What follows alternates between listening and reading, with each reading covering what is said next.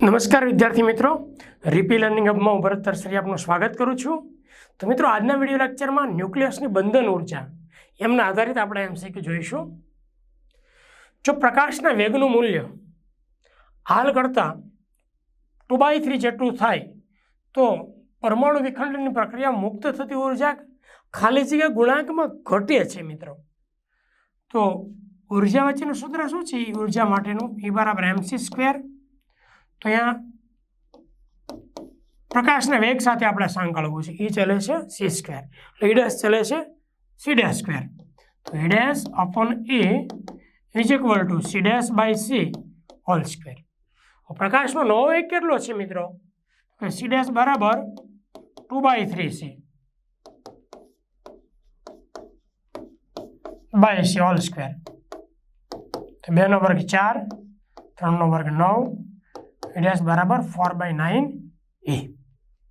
તો ઘટાડો કેટલો થશે મિત્રો? E minus 4/9e. તો લસા 9e માઇનસ 4e એટલે 5/9e. ઓકે, આટલો ઘટાડો થશે. ન્યુક્લિયર ફિશનની એક પ્રક્રિયામાં દળ ક્ષતિ 0.03% હોય તે કિલોગ્રામ દળના ફિશનમાં મુક્ત થતી ઉર્જા ખાલી જગ્યા થાય. દળ ક્ષતિ શું થયું? ડેલ્ટા બરાબર 0.03%. 0.03% કાઢો તો નીચે 100 આવે મિત્રો. એટલે શું થાય? 3 × 10⁻⁴ કિલોગ્રામ. ન્યુક્લિયર ફિશનની પ્રક્રિયામાં દળ ક્ષતિ 0.03% છે. એનો મતલબ ડેલ્ટા એમ એટલું છે. તો મુક્ત થતી ઉર્જા કેટલી? જૂલમાં છે. E બરાબર ડેલ્ટા mc². E બરાબર ડેલ્ટા એમ 3 × 10⁻⁴. C બરાબર 3 × 10⁸ હોલ સ્ક્વેર. તો 3 × 10⁻⁴, 3 નો વર્ગ 9 × 10⁻16. તો 9 × 27, 16માંથી 3 જશે એટલે કેટલા આવશે? 12. 27 × 10⁻12 અને 2.7 કરો તો × 10⁻13 જૂલ થાય. એટલે આન્સર શું આવશે? એ. નેક્સ્ટ, ZPN Z'2 2n ન્યુક્લિયસની ન્યુક્લિયોન દીઠ બંધન ઉર્જા x ના y છે. શબ્દો પર મિત્રો ભાર આપજો. ન્યુક્લિયોન દીઠ બંધન ઉર્જા છે તો ન્યુક્લિયોન દીઠ x, તો આમાં ન્યુક્લિયોન n છે તો આની બંધન ઉર્જા કેટલી થાય? nx થાય. અને એક ન્યુક્લિયોન દીઠ બંધન ઉર્જા x છે તો આની પણ nx થાય. આની ન્યુક્લિયોન દીઠ બંધન ઉર્જા y છે તો 2n જેટલા ન્યુક્લિયોન છે તો 2ny થાય. ઓકે, તો આ પ્રક્રિયામાં શોષાતી ઉર્જા કેટલી થશે મિત્રો? તો શોષાતી ઉર્જામાંથી કેટલી થાય? અંતિમ ઉર્જા માઇનસ પ્રારંભિક ઉર્જા 2ny માઇનસ nx કરો એટલે 2ny - 2nx. સી આન્સર આવશે. નેક્સ્ટ, ચોથું, જો હાઇડ્રોજનમાંથી હિલિયમ થવાની પ્રક્રિયામાં દળ ક્ષતિ 0.5% હોય તો 1 કિલોગ્રામ હાઇડ્રોજનમાંથી હિલિયમ બને ત્યારે ઉદ્ભવતી ઉર્જા કેટલી મિત્રો? તો દળ ક્ષતિ કેટલી છે? 0.5%. ટકા કાઢો તો નીચે 100 આવશે. 0.5/100 એટલે 5 × 10⁻³ કિલોગ્રામ.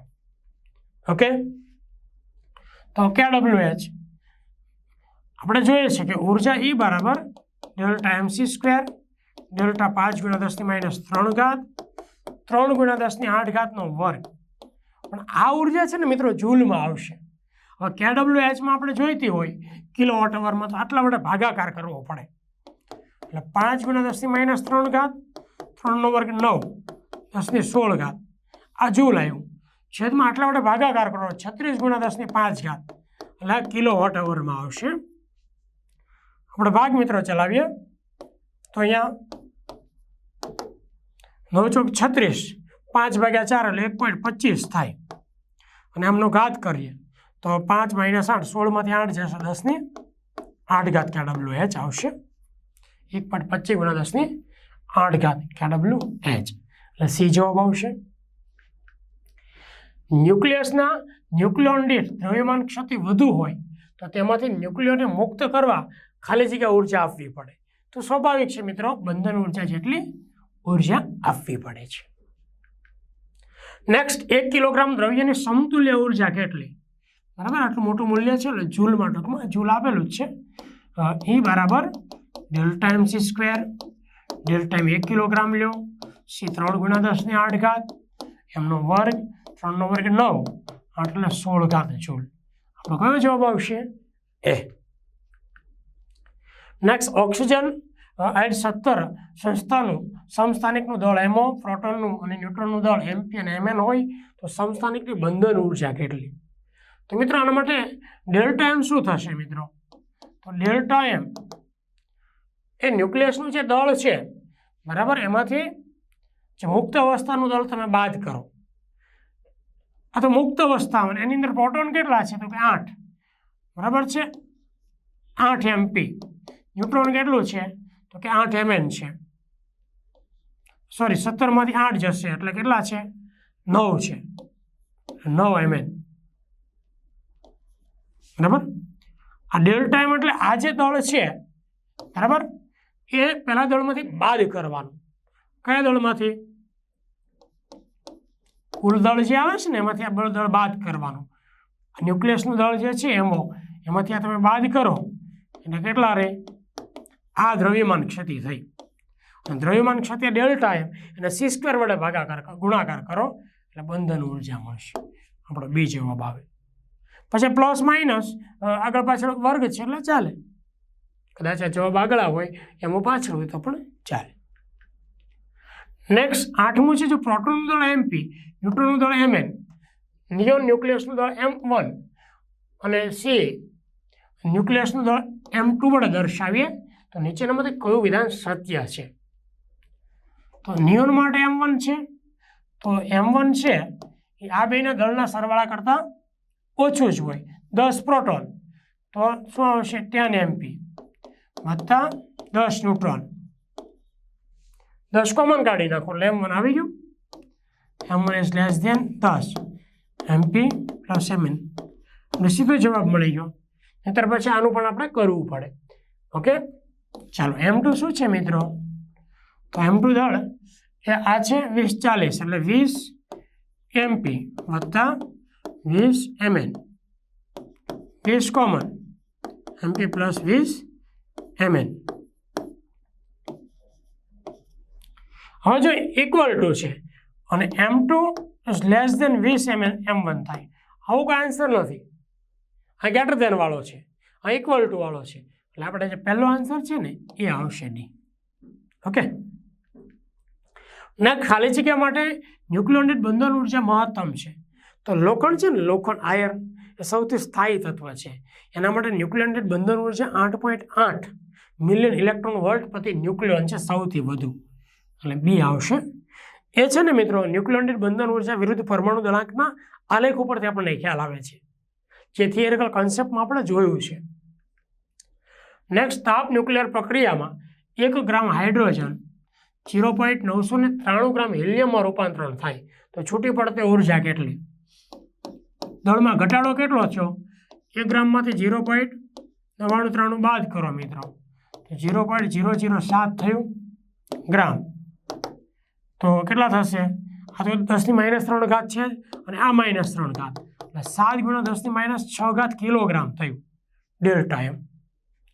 હવે C² આપણે જોઈએ, ડેલ્ટા એમ ઇન્ટુ C², 7 × 10⁻6 C², 3 × 10⁸ નો વર્ગ, 7 × 10⁻6 9 × 10⁻16 એટલે આ આવશે 63 × 10⁻10.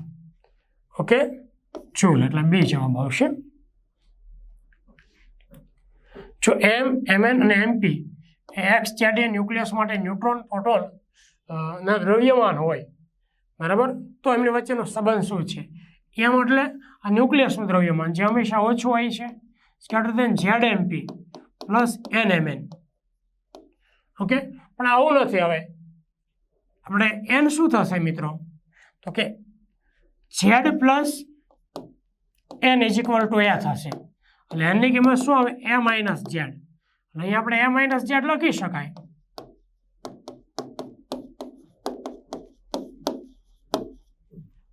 ઓકે, તો એ માઇનસ ઝેડ સાથે mn ZMP બરાબર લેસ દેન વાળું કયું છે એ માઇનસ ઝેડ mn વત્તા ZMP લેસ દેન m, આપણો આન્સર એ આવશે. નેક્સ્ટ, લિથિયમ ન્યુક્લિયસનું દળ તેના ઘટક ન્યુક્લિયરના દળ કુલ દળ કરતાં 0.042 U જેટલું ઓછું હોય તો તેના માટે ન્યુક્લિયોન દીઠ બંધન ઉર્જા કેટલી? 0.042 U છે એ બરાબર ડેલ્ટા mc². મિલિયન ઇલેક્ટ્રોન વોલ્ટમાં હોય ને મિત્રો તો પછી સીધું આ 931 માટે ગુણાકાર કરી દેવાનો. ઓકે, ઓરિજિનલ છે 931.6. હવે આ ઉર્જા આવી બંધન ઉર્જા, પણ ન્યુક્લિયોન દીઠ બંધન ઉર્જા એટલે કેટલી આવે? 0.42 ગુણ્યા 931.48 પરફેક્ટ કિંમત છે. છેદમાં ન્યુક્લિયોનની કુલ સંખ્યા 7 છે. પોઈન્ટ તમે કાઢી નાખો એટલે કેટલા થશે? 10⁻³ ઘાત થશે અને 6 × 7 = 42 એટલે કેટલા થશે? 0.06. 0.06 આમની સાથે ગુણાય એટલે કેટલા છે? 6 × 6 = 18 1 9 × 54 55 બરાબર 3 પોઈન્ટ આપો તો 5.6 જેવું આવે એટલે જવાબ કેટલો આવશે? બી આવશે. લિથિયમ અને હેલિયમ માટે ન્યુક્લિયોન દીઠ બંધન ઉર્જા આપી છે અને આ સૂત્ર આપ્યું છે સમીકરણ. તો ઉપરોક્ત પ્રક્રિયામાં પ્રોટોનની ઉર્જા કેટલી? એટલે આની ઉર્જામાંથી આની ઉર્જા બાદ કરો એટલે પ્રોટોનની ઉર્જા મળે છે +p. તો ઉર્જા કેટલી આવશે છૂટી પડતી? તો પ્રોટોનની ઉર્જા 2 × 2He4 માઇનસ શું આવશે મિત્રો? આમની ઉર્જા H1ની ઉર્જા અને લિથિયમની ઉર્જા He3ની ઉર્જા. તો આ 2He4 આમાં 4 ન્યુક્લિયોન છે અને હિલિયમ માટે ન્યુક્લિયોન દીઠ બંધન ઉર્જા 7.06 છે. આ મિત્રો જોજો 7.06 આ કુલ ઉર્જા માઇનસ આમાં એક ન્યુક્લિયોન છે બરાબર છે, આ પ્રોટોન બરાબર છે, આ પ્રોટોન આપણે ગણીએ તો પ્રોટોનની ઉર્જા આપણે 0 લઈએ જે આપણે શોધવાની છે. તો લિથિયમ માટે કેટલા આવશે? હવે 7 છે તો ન્યુક્લિયોનની લિથિયમ માટે કેટલી આવે છે બંધન ઉર્જા? 5.6 અને એવા 7 ન્યુક્લિયોન તો 5.6. તો 2 × 4 એટલે 8. 8નો હમણાં અમને ગુણાકાર કરી 8 × 6 = 48 8 × 7 = 56 માઇનસ 7 × 42 7 × 5 = 35 35 નો 4 કેટલા આવશે? 39 એટલે કેટલા આવશે મિત્રો? 48 માંથી 20 જશે એટલે કેટલા આવશે? 28 અને 56 માંથી 39 જશે એટલે 17 થશે 17.28 MB. બી આન્સર આવશે. નેક્સ્ટ, પ્રોટોન અને એન્ટીપ્રોટોન એકબીજાની નજીક આવે અને નાશ પામે તે દરમિયાન મુક્ત થતી ઉર્જા. પ્રોટોન અને એન્ટીપ્રોટોન બેનું દળ એક સરખું જ છે બરાબર 1.66 × 10⁻27 કિલોગ્રામ. એટલે કુલ દળ કેટલું નાશ પામે છે મિત્રો? 2 MP જેટલું આટલું દળ નાશ પામે છે. ઉત્પન્ન થતી ઉર્જા કેટલી આવશે? તો કે ડેલ્ટા એમનો બદલે 2 MP મૂકો c². 2 MP 1.66 × 10⁻27 kilogram. c 3 × 10⁸². તો 2 × 1.66 10⁻27 3 નો વર્ગ 9 8 નો વર્ગ 16 તો 9 × 2 = 18 18 × 1.6 કરો ને તો નિયર અબાઉટ 30 આવે તો 27 ને 16 એટલે -11 થાય તો 3 × 10⁻10 જેવું આવે એટલે આપણો આન્સર કયો આવશે? બી આવશે. નેક્સ્ટ, 10 × 10⁵ kWh ઉર્જાનું સમતુલ્ય દળ કેટલું? તો E બરાબર mc². દળ શોધવાનું છે m બરાબર E/c². દળ કેટલું છે મિત્રો? ઉર્જા કેટલી છે? 10 × 10⁵ પણ kWh છે તો એ kWh કેટલા થાય? 36 × 10⁵. c 3 × 10⁸² તો કેટલા આવશે? 36 × 10⁻11 આ 5 ને 5 10 અને 1 11 3 નો વર્ગ 9 અને 8 નો વર્ગ 16 9 × 36 4 10⁻5 4 × 10⁻5 kg એટલે આપણો આન્સર બી આવશે. નેક્સ્ટ 1 કિલોગ્રામનો પરમાણુ બોમ્બના ધડાકા દરમિયાન 9×10⁻13 જૂલ ઉર્જા મુક્ત થાય છે, તો કેટલા ટકા દળ એ ઉર્જામાં રૂપાંતરણ પામે છે? તો 1 કિલોગ્રામ છે, બરાબર છે, તો ΔM/m બરાબર. પહેલા ડેલ્ટા એમ આપણે શોધી કાઢીએ, એ બરાબર ΔM c². તો ΔM કેટલું છે મિત્રો? E/c², એ છે 9×10⁻13, c 3×10⁸ વર્ગ એટલે 9×10⁻16, 10⁻³ kg થયું, બરાબર. ΔM તો ΔM/m ગુણ્યા 100%, તો ΔM 10⁻³ એમ 1 kg છે ગુણ્યા 100%, એટલે કેટલા થાય? 0.1% થયું. કોઈ આન્સર આવશે મિત્રો? એ.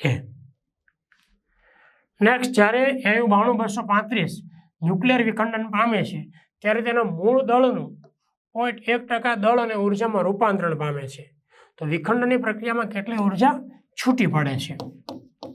તો 0.1% મિત્રો, ટકા કાઢો તો નીચે 100 આવશે, 0.1/100. હવે અહીંયા 10⁻³ kg આવશે. ઓકે, એ બરાબર ΔM c², તો એ બરાબર ΔM c², ΔM 10⁻³ 3×10⁸ વર્ગ, તો 3 વર્ગ એટલે 9 આવશે, આ 16, 16માંથી 3 જશે એટલે 10⁻13 જૂલ. આપણો આન્સર કયો આવશે મિત્રો? ડી આવશે.